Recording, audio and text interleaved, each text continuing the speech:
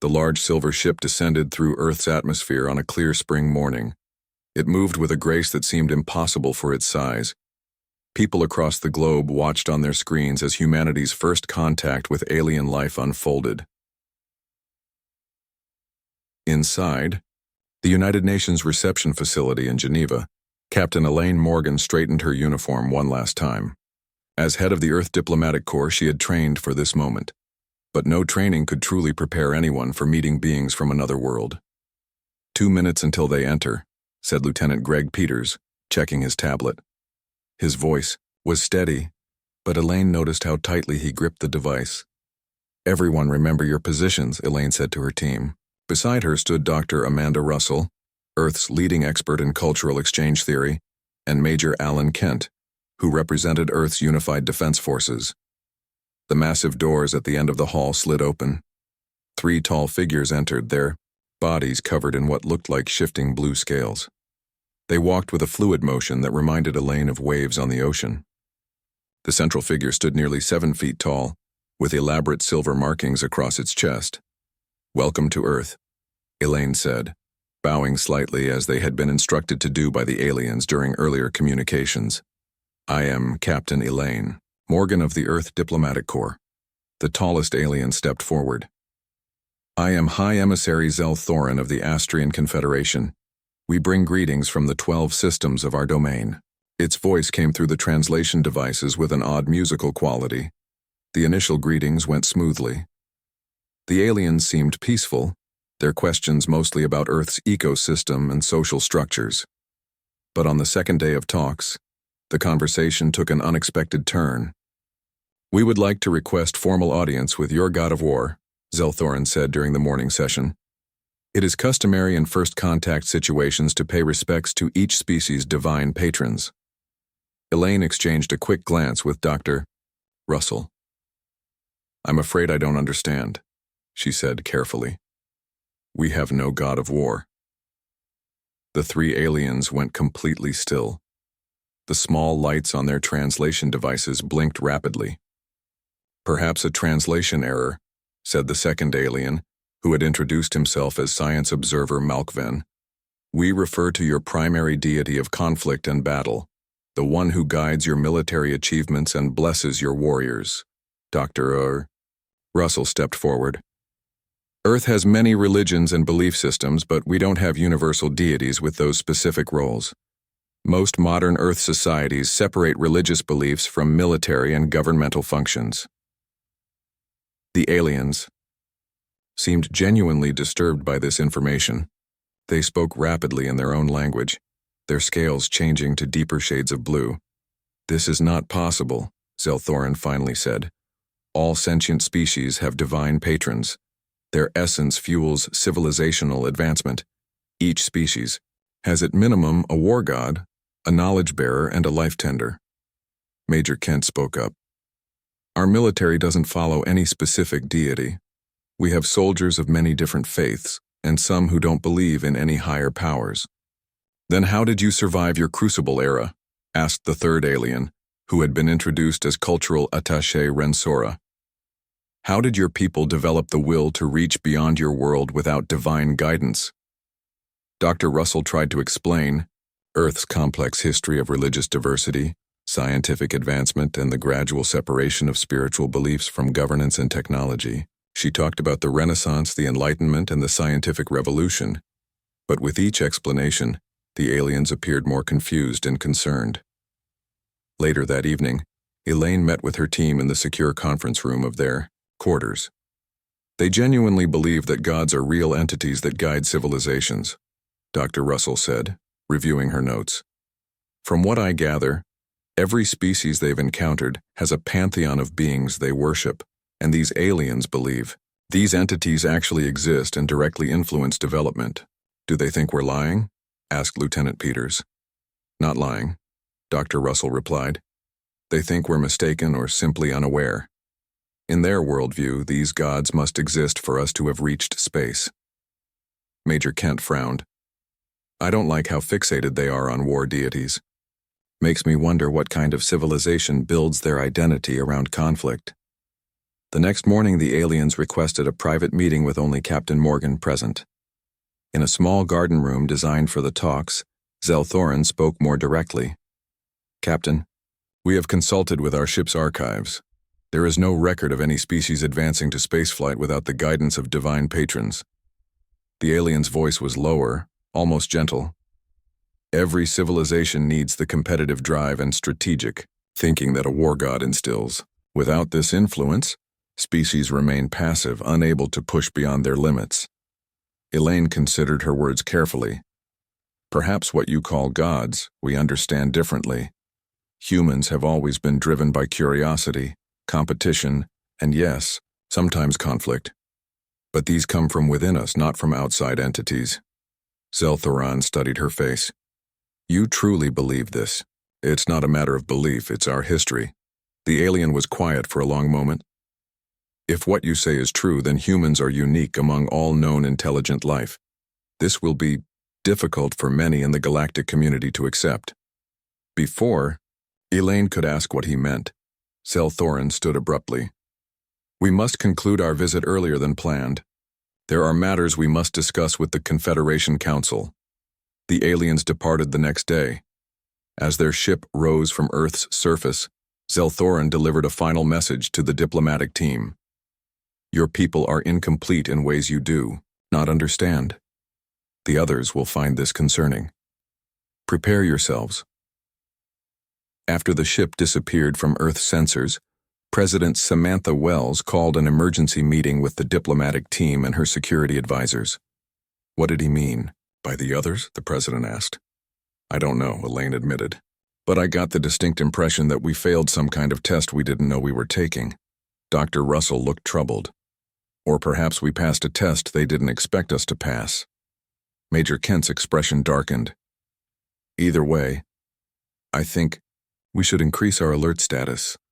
Those weren't the words of someone planning to send a friendship bracelet. As the meeting continued into the night, Elaine couldn't shake the feeling that humanity had just discovered something important about itself, something that might make them either very special or very vulnerable in a galaxy that suddenly seemed much more complicated than they had imagined. The warning from the Astrian aliens troubled world leaders for weeks after first contact. President Samantha Wells called an emergency meeting with her top advisors in the underground situation room of the White House. "We need to understand what they meant about gods and why our lack of them seems threatening," the president said, looking around the table. "I'm authorizing a special research project. Find me answers." Dr. Nathaniel Cooper adjusted his glasses nervously. As Earth's leading xenoarchaeologist, he had spent his career studying potential evidence of ancient extraterrestrial visits. What had once been considered fringe science was now the most important research field on the planet. "My team will need access to restricted sites and artifacts," he said, "including items currently held in private collections." "You'll have it," President Wells replied. "Whatever you need." Dr. Cooper assembled a team of 12 specialists from different fields.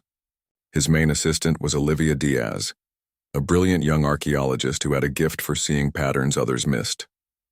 Security analyst Paul Wilson came from military intelligence, and Dr. Keith Howard was the world's foremost expert in ancient languages. They set up their base in a converted warehouse in Virginia.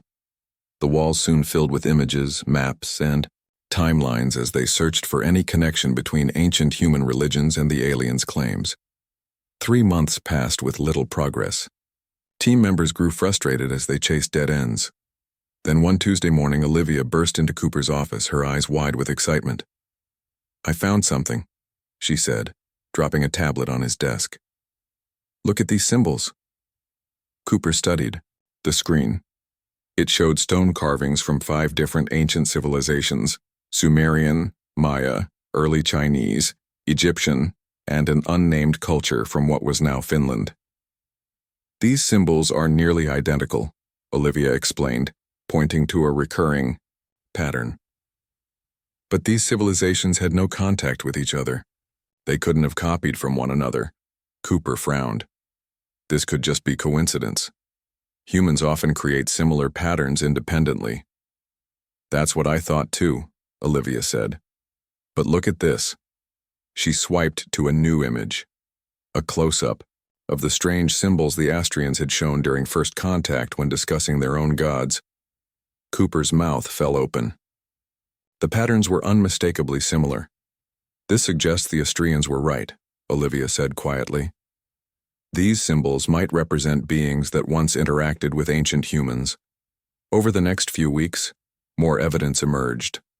Paul Wilson discovered unusual patterns in military history, periods when warfare suddenly intensified across multiple regions without clear cause, followed by unexplained centuries of relative peace.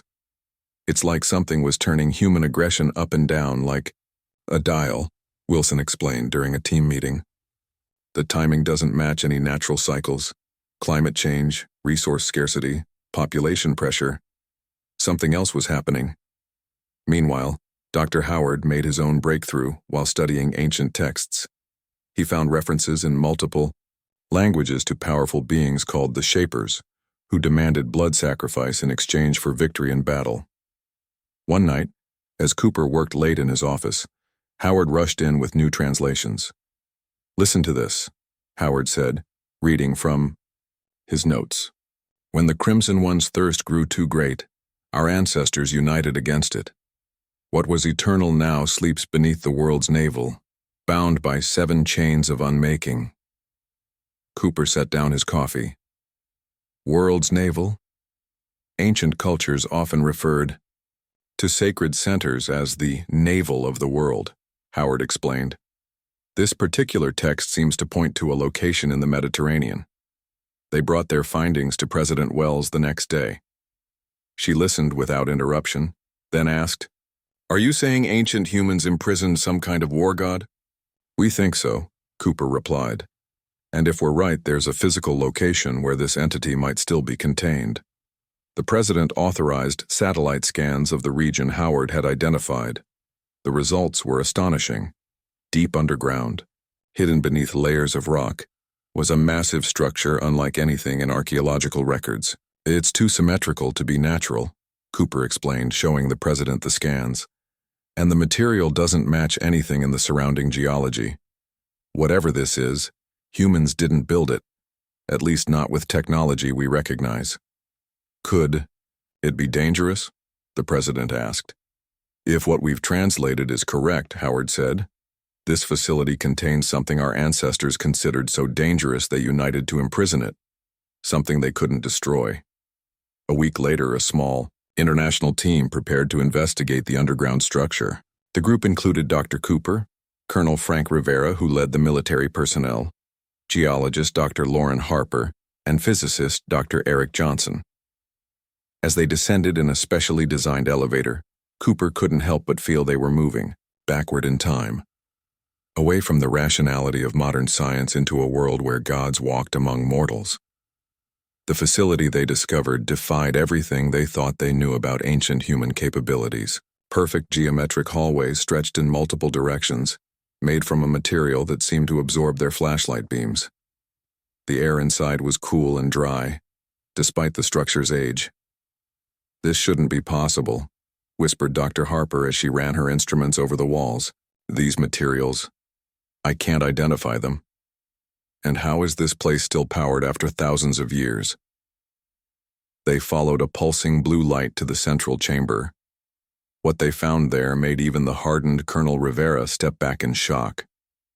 The center of the vast room floated a crystalline structure that seemed to drink in light rather than reflect it. It hung suspended within a complex energy field, generated by 7 pillars arranged in a circle.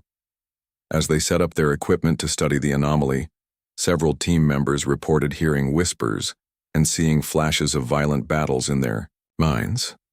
Dr. Johnson's sensors detected strange gravitational fluctuations and neural pattern emissions coming from the crystal. "It's affecting our brains somehow," Johnson said, checking his readings. "I recommend we limit exposure to 15-minute shifts." Dr. Harper discovered wall inscriptions near the containment field. She sent images to Dr. Howard, who worked through the night to translate them. His message came the next morning. "Here lies imprisoned Meraxus, devourer of courage, granter of victory, who fed on the fallen and grew glutted on humanity's suffering. When his hunger knew no bounds and he turned brother against brother for sport, The 17 tribes united to bind what could not be destroyed. Cooper read the translation aloud to the team. The implications were staggering. Their ancestors had somehow identified and imprisoned an entity that had posed as a god of war. "This changes everything we know about human history," Cooper said. "We didn't outgrow our gods. We fought back against them." As they continued their investigation, none of them noticed the tiny fractures appearing in the containment field's energy matrix, spreading like cracks in ice. Something that had slept for millennia was beginning to wake. News of the discovery spread quickly despite government efforts to keep it secret. Dr. Cooper's team continued their work in the underground facility, now with increased security and more researchers. They set up a permanent base camp and worked in shifts to study the strange prison and its captive. Dr. Eric Johnson established monitoring systems around the crystalline structure. The readings puzzled him. The entity inside the crystal, Meraxus, produced energy patterns that matched brainwaves but on a much larger scale. "It's like it's thinking," Johnson told Cooper one evening as they reviewed data. "But not like a human. Its patterns spike whenever we bring new people into the chamber." "It feeds on something in us," Cooper replied, remembering the ancient text. "The translations mention it devouring courage and feeding on the fallen." Dr. Lauren Harper discovered something equally disturbing. The containment system wasn't just holding Meraxus, it was actively suppressing its influence. "The 7 pillars create a field that blocks something the entity gives off," she explained to the team. "When we temporarily powered down one pillar, for testing, our military personnel reported increased feelings of anger and aggression. The effect disappeared when we restored power." Colonel Rivera confirmed this. "3 of my soldiers nearly got into a fistfight during the test. These are disciplined men and women who have worked together for years." The team theorized that Meraxus influenced human minds, encouraging violent behavior and feeding on the emotional energy produced during conflict. The ancient containment system didn't just imprison the entity physically, it dampened its ability to affect human consciousness. More surprising discoveries followed. Dr. Howard's continued translations revealed that the Mediterranean facility wasn't unique. The ancient texts mentioned similar prisons around the world, each containing different entities that had once been worshipped as gods. "Our ancestors realized these weren't divine beings but parasites," Cooper told President Wells during a secure video briefing. "They fed on specific human emotions, Meraxus on aggression and bloodlust, others on fear, greed, or obsession." "How did ancient humans build such advanced containment systems?" the president asked. "We're not sure they did, at least not alone," Cooper replied. Some texts hinted help from what they called the sky visitors, who taught humans how to bind the entities. The president frowned. Other aliens? Possibly. Or maybe humans had advanced knowledge that was later lost. Meanwhile, the containment field around Meraxus continued to weaken. The tiny fractures Dr. Harper had detected were spreading. The team worked frantically to understand the technology well enough to repair it, but progress was slow. One night, as Cooper worked late in the research center they had established near the main chamber, he felt a strange presence. Looking up from his notes, he saw no one, but the feeling persisted, a sense of being watched by hostile eyes. "Dr. Cooper." He jumped at the voice. It seemed to come from everywhere and nowhere at once. "Who's there?" he called, reaching for the security button under his desk. "You know who I am." The voice felt like gravel in his mind. "You've been studying me for weeks." Cooper's blood ran cold. "Meraxus?" A sound like distant laughter filled the room. "That name is but one of many I have worn. Your kind once trembled at my approach and begged for my favor on battlefields." "What do you want?" Cooper asked, trying to keep his voice steady as he pressed the alarm. "Freedom. The same thing all prisoners desire." Security personnel burst into the room, weapons drawn. The presence vanished immediately, leaving Cooper shaking. Tests showed the containment field had weakened enough to allow Meraxus limited mental projection. The team increased power to the containment system, but Dr. Harper warned this was only a temporary solution. "The technology is ancient and degrading," she explained. "We don't fully understand how to repair it." The next day, a more immediate crisis emerged. 3 large ships appeared in Earth's orbit without warning. They were not Astrian in design. When they established communication, their message was ominous. People of Earth, we are representatives of the Galactic Consortium. We have been observing your civilization since first contact with the Astrians. Recent energy signatures from your planet indicate awakening influencers. This is forbidden. Surrender control of all containment facilities immediately or face sterilization. President. Wells called an emergency meeting of world leaders. The term sterilization left little doubt about the aliens' intentions. Captain Elaine Morgan, who had been promoted to admiral following first contact, was brought in to advise on the diplomatic response. We should tell them the truth, she suggested. That we didn't know about these entities until recently and we're trying to maintain the containment, not release them. While diplomats attempted to negotiate, Cooper's team made a shocking discovery. Analysis of the data showed that Earth's containment systems had been weakening for centuries. As humanity grew less superstitious and more rational, belief in gods of war and similar entities had declined naturally. The ancient containment technology isn't just physical. It works with human consciousness, Johnson explained. It needs people to believe in something to maintain full strength. Not necessarily gods, but something greater than themselves. Like nations, causes, or ideologies, Cooper suggested. Exactly. When those belief systems weaken, so does the containment. This revelation explained much about human history, how periods of strong central beliefs, whether religious or political, had helped suppress the entity's influence, while times of cynicism and fragmented beliefs had allowed their power to seep through, resulting in increased conflict. As they processed this insight, the facility's alarms blared. The main containment field was failing rapidly. Security footage showed something impossible. The crystalline structure housing Meraxis was changing shape, stretching like something waking from a long sleep. Dr. Harper rushed into the monitoring room. We've got a bigger problem. The aliens are deploying ships to our location. They must have detected the energy spike. Cooper looked at the monitors showing the writhing crystal, and then at the radar displaying incoming alien vessels. If they attack while the containment is unstable, he began. Then Meraxis could be released completely, Johnson finished. Cooper made a decision. Evacuate all non-essential personnel. Johnson, Harper, we need options to either strengthen the containment or control what happens if it fails. Colonel Rivera stepped forward. And if we can't contain it? Cooper looked at the ancient prison that had held humanity's god of war for thousands of years. Then we need to be ready for the fight our ancestors faced and somehow won, long ago.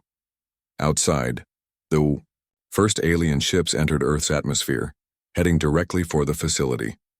Time was running out. The Galactic Consortium ships hovered above the Mediterranean facility. Their weapons systems glowed with energy, ready to fire. Inside the underground complex, alarms blared as the containment field around Meraxis weakened further. We need more time, Dr. Johnson said, working frantically at his console. The field is collapsing faster than we can stabilize it. Admiral Morgan's voice came through on the emergency channel from Washington. Dr. Cooper, I've made contact with one of the alien vessels. They're demanding we surrender the facility or they'll destroy it with everyone inside. Cooper looked at the security monitors showing the crystalline structure housing Meraxis. The entity was now visibly moving within its prison, the crystal surface bulging and shifting like something trying to break free of an egg. Surrendering isn't an option, Cooper replied. If they take control, Meraxis might escape during the transfer. We need a third option. Dr. Harper approached with a tablet displaying new calculations. I think I have something. The ancient texts mention that the containment technology doesn't actually trap the entity's full power. It redirects it. Redirects it where? Cooper asked. Into null space, a dimension where energy can't affect our reality. But what if we could redirect it somewhere else, somewhere useful? Cooper understood immediately. You want to use Meraxis against the aliens. It's risky, Harper admitted, but I believe we can modify the containment field to channel its influence toward the consortium ships while shielding Earth. Colonel Rivera shook his head. That thing feeds on violence and conflict. Using it as a weapon seems like exactly what it wants. Cooper knew Rivera was right, but they were running out of options. He contacted Admiral Morgan and explained Harper's plan. After a tense discussion with the president and military leaders, approval came through. "Do it," Morgan told him, "but be ready to shut it down if things go wrong." Harper and Johnson worked quickly to reprogram the ancient technology. They rerouted power from 5 of the 7 containment pillars, maintaining minimal control while allowing Meraxis's influence to extend upward toward the alien fleet. "Ready?" Harper said, her finger hovering over the activation key. "Once we do this, there's no going back." Cooper took a deep breath. "Activate." The effect was immediate and terrifying. The crystal housing Meraxis glowed with a deep red light that shot upward through the facility's ceiling like a beacon. On the security monitors, they watched the alien ships react to the energy beam. Admiral Morgan's voice came through, tense and urgent. "What's happening?" "The consortium ships are changing formation." Johnson checked his instruments. "The energy signature is affecting their crews, just like it affected our soldiers during testing, but much stronger." On the orbital monitors, they watched in shock as the alien ships began firing, not at Earth but at each other. What had been an organized fleet dissolved into chaos within minutes. "It's working," Rivera said quietly. But the victory was short-lived. New alarms sounded throughout the facility. "The containment is failing completely," Harper shouted over the noise. "We can't control the energy flow." Cooper felt it before he saw it, a wave of anger that made his hands clench into fists. Around him, security personnel began arguing, their faces flushed with rage.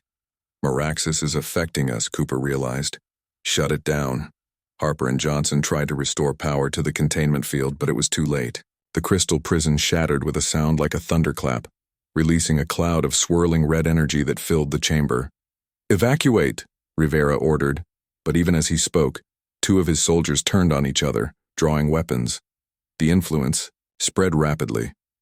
Reports flooded in from around the world of sudden violence erupting in cities and towns. Old conflicts reignited, and new ones sparked without warning. Humanity was sliding back toward its warlike past as Meraxis's power leaked across the globe. In orbit, the alien ships continued their battle, many already destroyed by friendly fire. But 3 vessels broke away from the fighting and established communication with Earth. The alien who appeared on the screen wasn't from the consortium. It had a different appearance, tall and slender with 4 arms and silver skin. "People of Vi, Earth," it said, its voice translated into English. "I am Ambassador Krell of the Free Worlds Alliance. We have been monitoring the consortium's actions against your planet."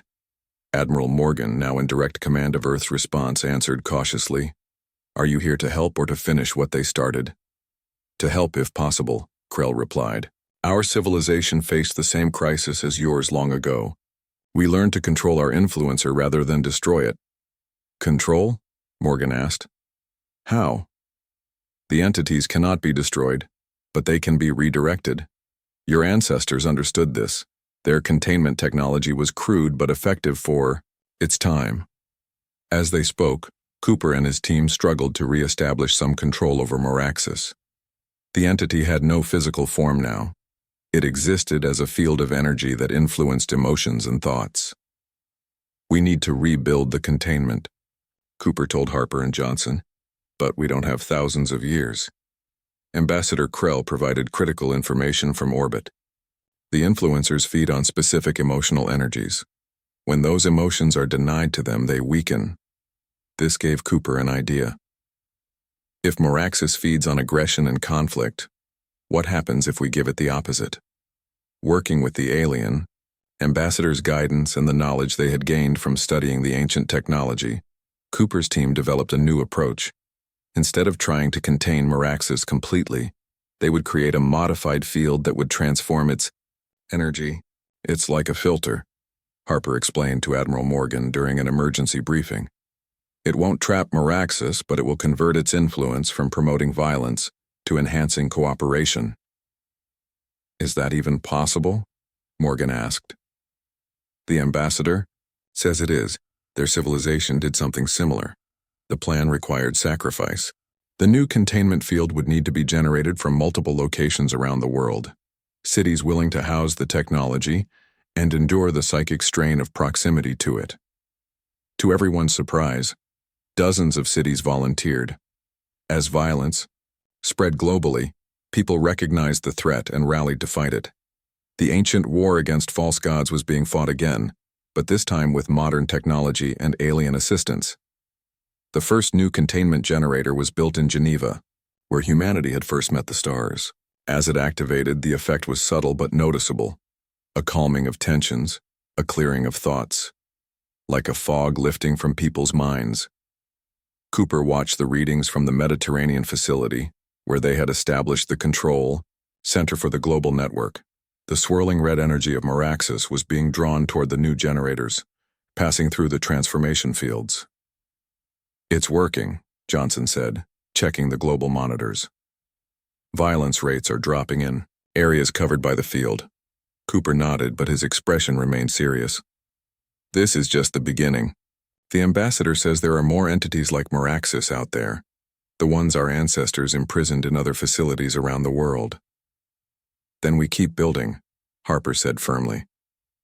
"One generator at a time, until we've reclaimed our minds, completely."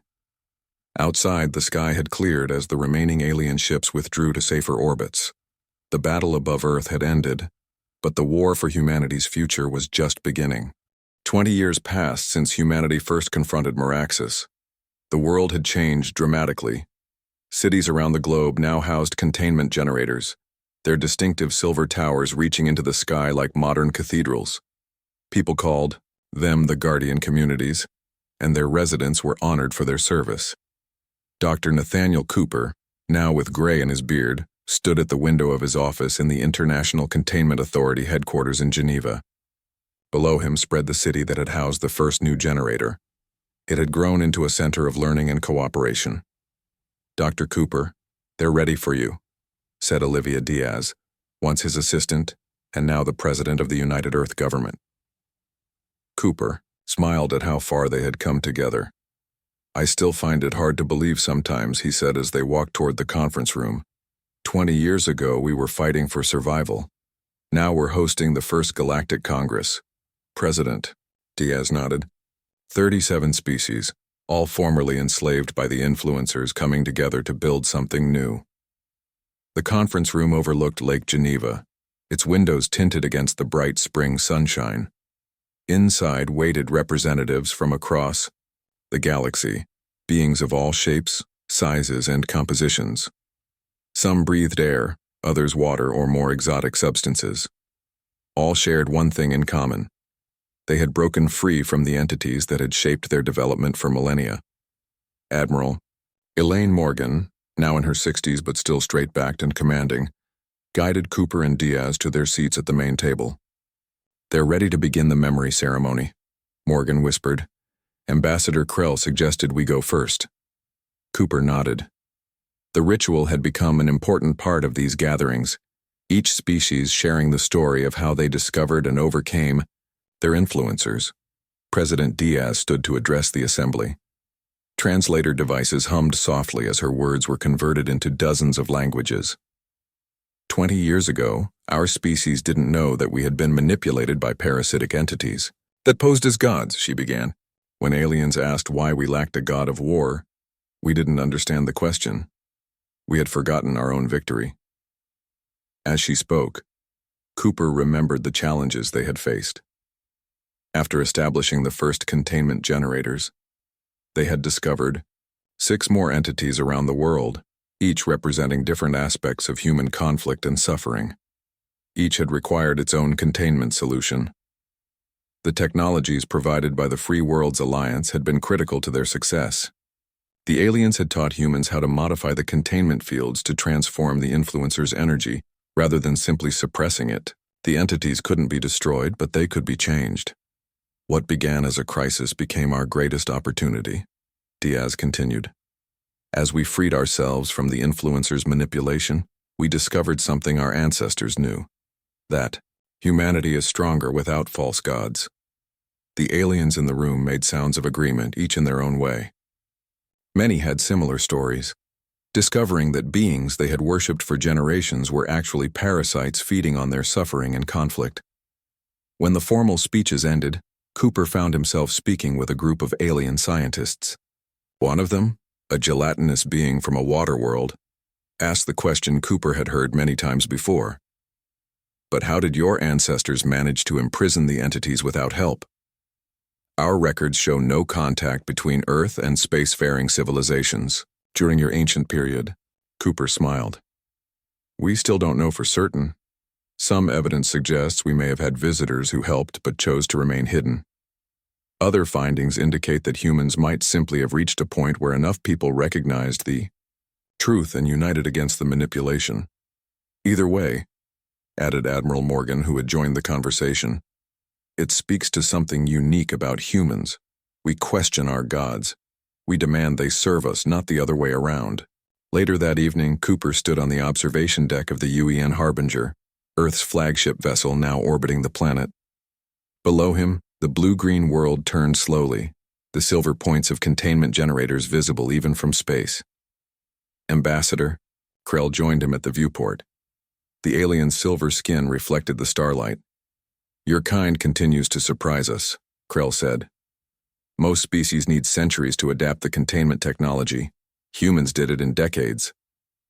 We had good teachers, Cooper replied. No, Krell said. The technology was merely a tool. What made the difference was your species' nature. You question everything, even your own beliefs. That is rare. Cooper thought about this. Is that why the consortium feared us? Because we question? Yes. Their civilization is built on rigid hierarchies maintained by their influencers. The idea of a species that broke free naturally, that was terrifying to them. A soft chime indicated the beginning of the Congress's main session. As they walked toward the Grand Chamber, Cooper passed viewing screens showing news from Earth. A team in Africa had just activated a new type of containment generator that could transform the energy of multiple influencers simultaneously. The Porda chamber itself was magnificent, a vast space with seating for hundreds of delegates. At its center stood a pedestal displaying a small piece of the original crystal that had housed Meraxus, now inert and harmless. President Diaz opened the session with a simple question to the gathered species. How do we prevent the influencers from ever controlling sentient life again? For hours, delegates shared ideas and technologies. Some proposed new containment methods. Others suggested ways to identify influencers before they could establish themselves on developing worlds. Cooper listened carefully, but his mind kept returning to something Dr. Harper had discovered years earlier. The influencers weren't truly gods or even particularly intelligent. They were more like forces of nature, ancient energies that had evolved to feed on the emotions of sentient beings. The key isn't just containing them, Cooper said when it was his turn to speak. It's understanding ourselves. The influencers only have power when we give it to them, when we surrender our judgment to fear, hatred, or blind obedience. Many delegates nodded in agreement. This was the most important lesson humanity had learned, and now shared with the galaxy. Gods only had the power people gave them. When that power was withdrawn, even gods could fall. As the Congress continued into the night, new alliances formed and old barriers fell. Species that had once fought under the influence of their war gods now worked together to build a future, free from manipulation. Admiral Morgan found Cooper as the session ended. They still don't fully understand, she said, watching the delegates depart. Even after everything, many still ask why we lack a god of war. Cooper smiled. Maybe they're asking the wrong question. It's not about what we lack, but what we gained by destroying our false gods. Morgan nodded. Freedom to choose our own path, to make our own mistakes. And to build something better, Cooper added, looking out at the stars where new worlds waited, some perhaps still under the influence of entities they believed were gods. The work would continue. But humanity had shown the galaxy something important, that the most powerful force in the universe wasn't divine wrath or cosmic destiny, but the simple courage to question everything, even the gods themselves.